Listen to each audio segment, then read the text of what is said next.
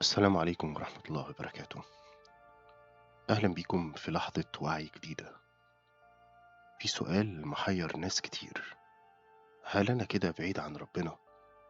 الإجابة دايما بتيجي من إحساسنا بالتقصير. بنشوف إن العبادة محصورة بس في الصلاة والصيام والذكاء، بس بقية ال23 ساعة اللي بنقضيها في شغلنا، أكلنا، نومنا، كلامنا مع أهلنا، فين هي من علاقتنا بربنا؟ تخيل معايا كده إن حياتك كلها بكل تفاصيلها ممكن تبقى عبادة متصلة، مش مجرد استراحة بين صلاتين. مش هدفنا النهاردة نزود عليك مسؤوليات، هدفنا نفتح عينيك على كنوز العبادة اللي ضايعة منك كل يوم. احنا اتخلقنا لهدف واضح وصريح: وما خلقت الجن والإنس إلا ليعبدون. بس ازاي نحقق العبادة دي في كل ثانية؟ ده اللي هنعرفه في ال30 دقيقة اللي جاية. العبادة مش بس حركات، العبادة أساسها نية القلب. شوف الحديث اللي كلنا حافظينه: إنما الأعمال بالنيات. الحديث ده هو مفتاح تحويل العادي إلى خارق. بس هي إزاي النية بتشتغل؟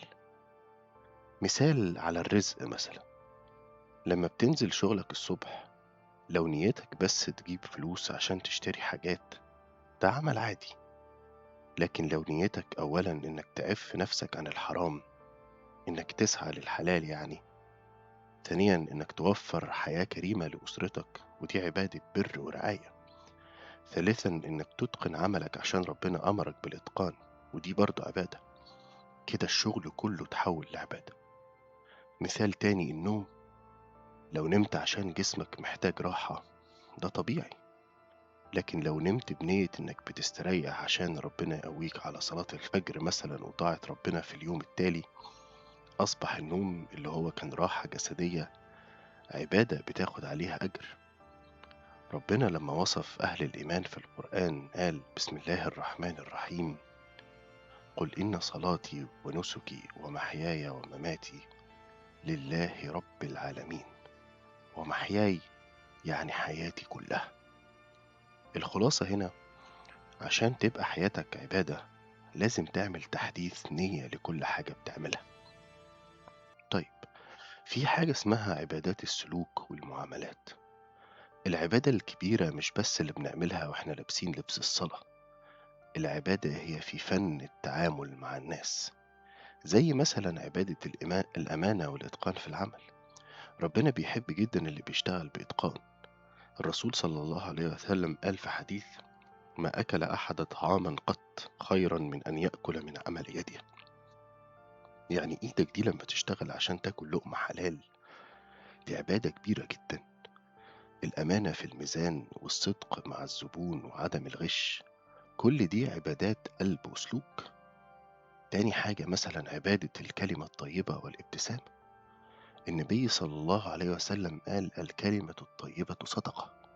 مجرد إنك تقول كلمة حلوة تجبر خاطر حد، تدعي بالخير لزميلك، تبتسم في وش عامل النظافة، دي كلها صدقات.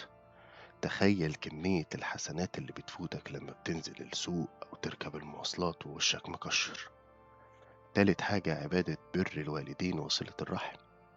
مين قال إن الاتصال بوالدتك أو زيارة خالتك مجرد واجب اجتماعي؟ ده أمر إلهي. ربنا قال في القرآن الكريم في سورة إسراء: وقضى ربك ألا تعبدوا إلا إياه وبالوالدين إحسانا. الإحسان ده عبادة من أعظم العبادات اللي بتفتح الأبواب المقفولة. الجزء الرابع في حاجة اسمها عبادة التفكر والتأمل والمحاسبة. هي أعلى مراتب العبادة، هي العبادة اللي بتنور عقلك وقلبك. عبادة التفكر زي مثلا عبادة التأمل في الكون. لما بتقف على شط البحر أو بتبص على السماء بالليل أو بتشوف غروب الشمس، مش المفروض تقول يا ده منظر حلو أوي وخلاص. المفروض تقول: يا رب، مين اللي عمل الجمال ده؟ مين اللي رفع السماء بلا عمد؟ ده مش كلام شعراء، ده وصف ربنا للمؤمنين. في سورة آل عمران ربنا قال: بسم الله الرحمن الرحيم، الذين يذكرون الله قياما وقعودا وعلى جنوبهم ويتفكرون في خلق السماوات والأرض ربنا ما خلقت هذا باطلا. التفكر ده عبادة بتخليك أقرب لربنا من أي وقت تاني. تاني حاجة عبادة محاسبة النفس، هي الخطوة الأهم للوعي. بعد يوم طويل قبل ما تنام اقعد مع نفسك 5 دقايق بس واسألها: أنا عملت إيه النهاردة يرضي ربنا؟ وإيه اللي عملته يمكن يكون غضب ربنا؟ الإمام علي بيقول: رحم الله امرئ حاسب نفسه قبل أن يحاسب. المحاسبة دي بتخليك كل يوم أحسن من اللي قبله، ودي أروع عبادة. في حاجة بقى تانية اسمها عبادة القلب الخفية، أخطر وأهم أنواع العبادة، واللي ربنا بيبص عليها هي عبادة قلبك، عبادة الخوف والرجاء. العبادة اللي بتتعمل من غير خوف من عقاب أو رجاء في ثواب بتبقى باردة. لازم قلبك يكون فيه توازن، خوف يخليك تبعد عن المعصية، ورجاء يخليك ما تيأسش لو عملت ذنب وتتوب فورا. تاني حاجة عبادة الصبر والرضا في الأزمات. العبادة مش بس وقت الرخاء لما يجيلك ابتلاء، وبتستقبل القضاء بالصبر والرضا وبتؤمن إن ربنا اختار لك الأفضل. الرضا ده عبادة جليلة، ربنا بيحب اللي بيحمده على السراء والضراء. تالت حاجة عبادة الشكر والحمد. ربنا بيقول: بسم الله الرحمن الرحيم، لئن شكرتم لأزيدنكم. الشكر مش بس إنك تقول الحمد لله بلسانك، الشكر إنك تستعمل النعمة في طاعة ربنا. عينك اللي بتشوف بيها القرآن وشكرك إنك ما بتشوفش بيها الحرام. لسانك اللي بيذكر ربنا وشكرك إنك ما بتنمش بيه على حد. الشكر الحقيقي اللي بيحول النعم لعبادة دائمة. الخلاصة اللي عايزين نطلع بيها من لحظة الوعي دي إن العبادة هي نظام حياة متكامل، مش مجرد أوقات معينة. كل حاجة بتعملها ممكن تكون سبب في هدايتك وقربك من ربنا. ابدأ دلوقتي وراجع نواياك. أنا بدعوك لتحدي الوعي لمدة أسبوع كامل. كل يوم اختار عمل واحد بس من أعمالك اليومية، مثلا شرب كوباية مية، الأكل، لبس هدومك، مكالمة تليفون. شوف حاجة بسيطة جدا بس جدد نيتك فيه. قول لنفسك: أنا باكل عشان أتقوى على الطاعة، أنا بلبس عشان أستر نفسي وأظهر نعمة ربنا عليا. هتلاقي نفسك بعد أسبوع كل لحظة في حياتك أصبحت لحظة وعي بتسجلك حسنات. اللهم اجعلنا من الذين يجعلون كل لحظة في حياتهم خالصة لوجهك الكريم.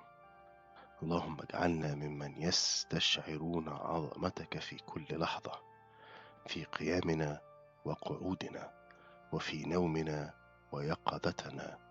اجعل كل حركاتنا وسكناتنا خالصة لوجهك الكريم. اللهم نور قلوبنا بالوعي والإخلاص، واجعلنا نرى نعمك علينا في كل تفاصيل حياتنا، فنشكرك حق شكرك ونعبدك حق عبادتك. اللهم لا تجعل عملنا عاديا، بل اجعل العادي منا عبادة والعبادة منا قبولا.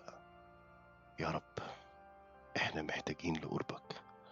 اجعل القرآن الكريم نورا لصدورنا وشفاء لأمراضنا وهداية لنا في الدنيا والآخرة. اللهم إنا نسألك الهداية، واجعلنا يا الله سببا لقرب عبد منك أو دمعة خشوع تنزل خوفا منك. اللهم اغفر لنا تقصيرنا وتجاوز عن ذنوبنا، وارزقنا حسن الخاتمة يا كريم.